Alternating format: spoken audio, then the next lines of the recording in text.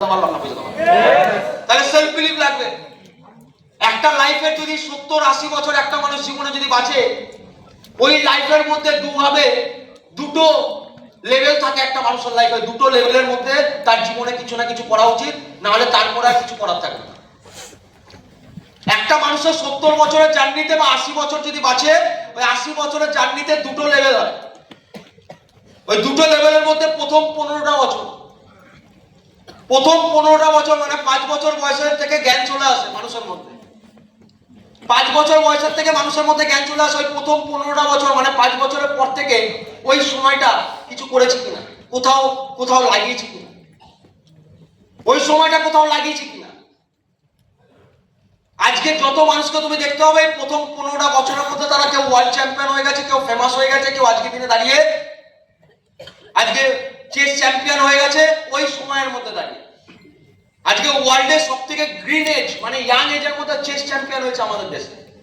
Hello, জানি তো। তার মধ্যে 18টা বছরের মধ্যে কিছু মানুষেরা জীবনে এতটা ফোকাসড হয় প্রথম 18টা বছর। আমরা প্রথম 18টা বছর কি করেছি? আমাদের জীবনে 18 বছর হওয়ার আগে মানে 14 বছর যখন বয়স তখন কি করছি, 15 বছর বয়সে কি করছি? হ্যালো, বোঝাতে পারছি না? কি করছি আমরা? কোথায় ফোকাস? কোথাও ফোকাস না, কেটে গেছে জীবনটা, সময়টা কেটে গেছে, 18 বছর কেটে গেছে। তাহলে যদি নেক্সট লেভেল মানে নেক্সট 14টা বছর বা 10টা বছর বা 15টা বছর, নেক্সট 10 বছর 12 বছরটা যদি কিছু না করি, কোথাও যদি ফোকাস না দিই, আদৌ দিচ্ছি কি, তাহলে নেক্সট লাইফটা ভালো হতে পারে। নাহলে কত মানুষের লাইফটা ডাস্টবিন হয়ে গেছে। যদি কোথাও একটা ফোকাসিং দিইনি, কোথাও একটা ডুবে নেই, কোনো কিছুকে নিয়ে যদি ডুবে নেই। আরে অরিজিৎ সিং কেন? কারণ একটাকে নিয়ে ডুবেছিল। অরিজিৎ সিং কেন একটাকে নিয়ে ডুবেছিল? শাহরুখ খান কেন আজকে ওয়ার্ল্ড বেস্ট অ্যাক্টর বলা হয় শাহরুখ খানকে? কেন? তার বার্থডেতে আজকে হাজার মানুষ আজকে তাকে দেখার জন্য পাগল হচ্ছে। কেন? এত মানুষরা পাগল কেন? আর শাহরুখ খান ওটাকে মজা নেয়। মাথায় রাখবে স্মার্ট ভ্যালু কেন বেস্ট? কারণ স্মার্ট ভ্যালু এই কারণে বেস্ট, কারণ স্মার্ট ভ্যালু যারা টপ লিডার তারাও আজকে একটা জিরো ছেলে মেয়েদেরকে, যার কিছু নেই, তাদেরকেও দেয়, কিছু শেখায় যাতে তারা উঠে আসতে পারে। এই সোসাইটির কেউ সেটা করবে না। এই সোসাইটিতে একটা বড় লোক যারা হয়েছে তারা কখনো তার প্রসেস বলবে না কিভাবে তুমি উঠে আসতে পারবে। যে ফরচুনারে চড়ে না, সে কখনো একটা গরিব ঘরের ছেলে, একটা রিক্সাওয়ালার ছেলে, একটা সবজিওয়ালার ছেলে, সেও কোনোদিন ফরচুনারে চড়বে এটা কখনো সে নিতে পারবে না। একটা বড়লোক ঘরের ছেলে যে স্কুলে পড়াশোনা করে, সেই স্কুলে একটা গরিব ঘরের ছেলেও পড়াশোনা করে, এটা কখনো নিতে পারবে না। ইগোতে লাগে। বোঝাতে পারছি না? বড় যারা হয়েছে তারা কেউ চায় না আর একটা মানুষ বড় হোক। শাহরুখ খান মন থেকে কোনোদিন চাইবে না আমার জায়গা অন্য কেউ নেই, কোনোদিন চাইবে না।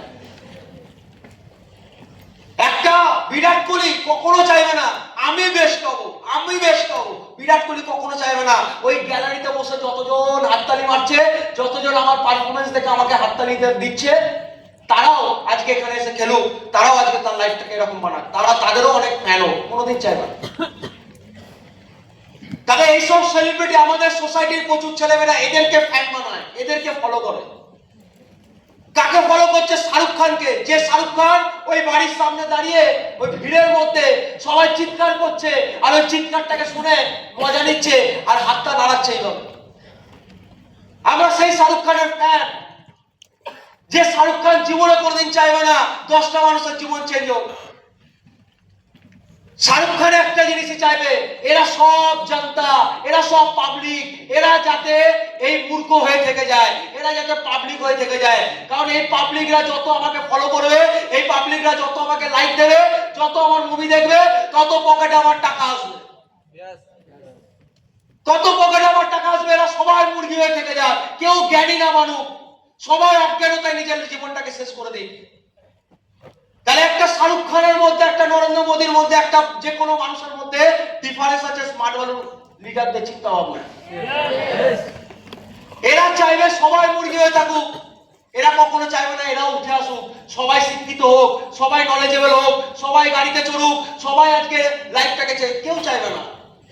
স্মার্ট ভ্যালু লিডাররা কখনো এটা চায় না যে তুমি কারোর ফ্যান হও।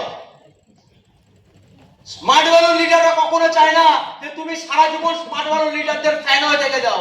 স্মার্ট ভ্যালু লিডার এটা কখনো চায় না। স্মার্ট ভ্যালু লিডার এটা চায় যে কখনো তুমি সেলফি তুলতে এসো না। স্মার্ট ভ্যালু লিডাররা চায় তুমি ইন্সপিরেশন বানাও এই মানুষগুলোকে, যে মানুষগুলোকে তারা লড়ে, তারা 5 বছর লড়ে হয়নি, এই 1 বছরে হয়নি। আমি আজকে এখানে 1 বছর দাঁড়িয়ে নেই, এই লড়াইটা লড়ে যেতে হয়েছে। হ্যালো, ইয়েস হ্যালো, লড়াইটা লড়ে যেতে হয়েছে 1 বছর 2 বছর 3 বছর লড়ে যেতে হয়েছে লড়াইটা। তাহলে এই মানুষগুলোকে দেখে ইন্সপিরেশন বানাও, এই মানুষগুলোকে দেখে টার্গেট বানাও, আর ভেতরে ভেতরে ভাবো যে আমিও একদিন এই জায়গাটা আসবো। আর স্মার্ট ভ্যালু লিডাররা হাত ধরে এই জায়গাটা আনবে। স্মার্ট ভ্যালু লিডাররা হাত ধরে আনবে। তুমি যেটা ভাবতে পারো না, স্মার্ট ভ্যালু লিডাররা সেটা পসিবল করে দেখিয়ে দেবে। আরে আমি ভান্না ভাবছিলাম 6 মাস পর, রিয়েলি বলছি, আমি ভান্না, আমি গাড়ি কিনবো ভাবছিলাম 6 মাস পর। আমি প্ল্যানিং করছিলাম 6 মাস পর কিভাবে কিনবো। বিকাশ দা তখন এসে বললো, আরে 6 মাস কেন, এক্ষুনি কেন না? স্বপ্ন দেখেছিস, এক্ষুনি কেন পূরণ করতে পারবি না? পারবি, চল বুকিং কর।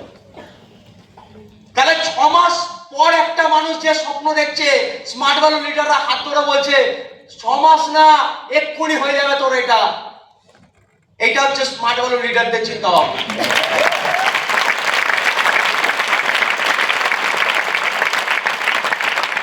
विकास दा का मुंह से बात सुना था, बहुत अच्छा लगा। बाहर का दुनिया में लोग धक्का मारता है नीचे गिराने के लिए। बाहर का मार्केट में लोग धक्का मारेगा, आप स्मार्ट वैल्यू का लीडर को आप विश्वास नहीं करोगे तो बाहर में कौन आपको खड़ा करवाएगा, कौन आपको सपोर्ट देगा? कोई नहीं। बाहर का लोग धक्का मारने के लिए रेडी है, आपको नीचे गिराने के लिए। बाहर में धक्का मारता है नीचे गिराने के लिए, स्मार्ट वैल्यू का लोग धक्का मारता है ऊपर में उठाने के लिए। আমাদেরকে সিনিয়ররা বলতে হবে কখনো কখনো কিছু, কিন্তু সেটা আমার ভালোর জন্য বলছে। আমাকে বিশ্বজিৎ হালদার তো অনেক কথা, ক্যাজুয়াল হয়ে যাচ্ছ, এটা করছো, অনেক কথা বলতো। আমার কোনো দাদা ছিল না, আমি বিশ্বজিৎ হালদার তাকে দাদার মতো করে মেনেছিলাম যে দাদা তুমি আমাকে ভাইয়ের মতো করে যা ইচ্ছা বলো, কিন্তু বাট আমাকে কিছু করতে হবে, আমাকে লাইফে দাঁড়াতে হবে। আমি যদি দাঁড়াতে না পারি কালকে আমার জীবনটা শেষ হয়ে যাবে। হালদারদা আমাকে যখন বলতো না, কিছু কিছু সময় খারাপ লাগতো, কিন্তু তারপরে ভাবতাম আরে আমার ভালোর জন্যই বলছে।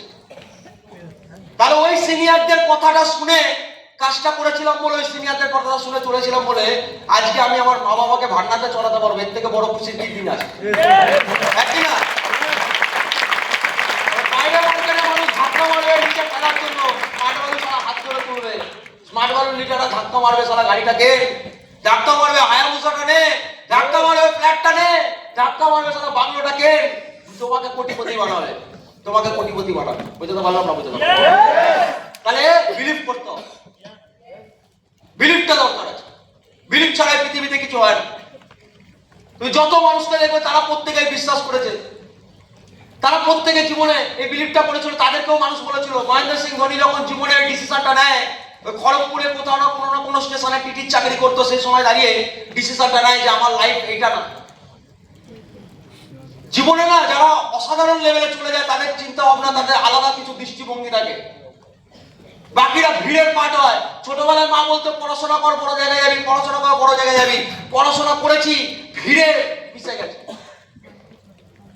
ভারতবর্ষে কোটি কোটি মানুষ পড়াশোনা করছে না, করছে, ভিড়ে ঢুকে যাচ্ছে, কম্পিটিশনে ঢুকে যাচ্ছে, আরো বেশি খারাপ লাইফ, আরো বেশি আনকমফোর্টেবল জায়গায় চলে যাচ্ছে, চাকরি নেই, কি অবস্থা। তাহলে ভিড়ের হিস্সা হয়ে যাচ্ছে। কিছু মানুষরা জীবনে ভিড়ের হিস্সা হয়ে যাচ্ছে, আর কিছু মানুষরা তাদের মধ্যে এমন দৃষ্টিভঙ্গি, তাদের চিন্তা ভাবনা এমন, অ্যাটিটিউড এতটা সুন্দর, তারা ওই জায়গা থেকে দাঁড়িয়ে বড় জায়গায় চলে যাচ্ছে। টিটির চাকরি করতে একটা মানুষ, সেই মানুষটা জীবনে ভাবলো কি, ভাবার বিষয়। স্বপ্ন কাকে বলে? বাবার বিষয়। একটা মানুষ যদি জীবনে উপরে যেতে চায় তাকে কেউ আটকাতে পারে না। বাবার বিষয় এটা যে একটা মানুষ যদি জীবনে সাকসেসফুল হতে চায়, তার কাছে প্ল্যাটফর্ম থাকুক না থাকুক, মৌকা থাকুক না থাকুক, সে কোনো না কোনো ভাবে ঠিক বেরিয়ে যাবে। তাহলে মানুষটা টিটির চাকরি করতো, কেউ চিনতো না, পুরো দুনিয়ায় মানুষটার নাম জানতো না, কিন্তু মানুষটা একটা সময় দাঁড়িয়ে রিস্ক নেয় যে না, এটা আমার লাইফ না, আমার লাইফ ওইটা, আমাকে ক্রিকেট থেকে কিছু করতে হবে, আমাকে প্রচুর মানুষের মধ্যে কিছু করে দেখাতে হবে, আজকে আলাদা ইন্ডিয়াকে আলাদা লেভেলে রিপ্রেজেন্ট করতে হবে, আমাকে ওই ক্রিকেট খেলতে হবে।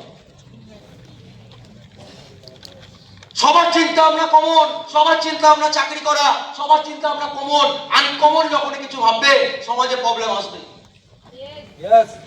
তখন এই মানুষটা যখন এই ভাবনা চিন্তা করলো আমার লাইফটা এটা না, আমাকে ওই জায়গায় যেতে হবে, তখন তাকে তার বাবা এসে বললো ভেবে চিন্তে কর, চাকরিটা ছেড়ে দিবি, চাকরিটা ছেড়ে দিলে কি হবে, কিভাবে চলবে, সংসারের অবস্থা দেখেছিস, কালকে যদি চাকরিটা না পাস, কত ভালো চাকরি, সরকারি চাকরি, ছেড়ে দিবি?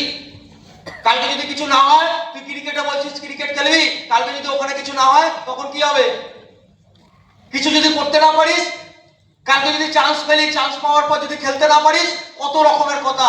তখন মহেন্দ্র সিং ধোনি চাইলে ওই চাকরিটা করতে আবার চলে যেতে পারত, কিন্তু ভেতরে একটা আওয়াজ, ভেতরে একটা বিশ্বাস, ভেতরে একটা স্বপ্ন যে আমি এখানের জন্য পয়দা হইনি, আমাকে ওইখানে যেতে হবে, আমাকে এই চাকরি করার জন্য আমি পয়দা হইনি, আমি লোকের গুলাম খাটার জন্য পয়দা হইনি, আমাকে নিজের ট্যালেন্টে এমন কিছু করে দেখাতে হবে, পুরো দুনিয়া আমাকে দেখে ইন্সপায়ার হবে, এমন কিছু করে দেখাতে হবে। মানুষটার ভেতরে ভাবনা, মানুষটার ভেতরে বিশ্বাস, মানুষটাকে আরেকবার ইন্সপায়ার করে, আর মানুষটা যায়। আজকে যদি ওই সময় দাঁড়িয়ে চাকরিটা ছেড়ে মানুষটা যদি রিস্ক না নিত, আজকে আমাদের ইন্ডিয়া একটা মারাত্মক ট্যালেন্ট মিস করে যেত, হ্যাঁ কি না? আজকে ইন্ডিয়া একটা ট্যালেন্ট মিস করে যেত। আজকে মহেন্দ্র সিং ধোনি না কোথাও না কোথাও কোনো না কোনো স্টেশনে আজকে টিটির চাকরিটা করছে হয়তো, কে চিনতো? কেউ চিনতো না, কিন্তু আজকে মানুষটা ভেতরে এতটা বিশ্বাস ছিল, আজকে কিছু করে দেখিয়েছে। তাহলে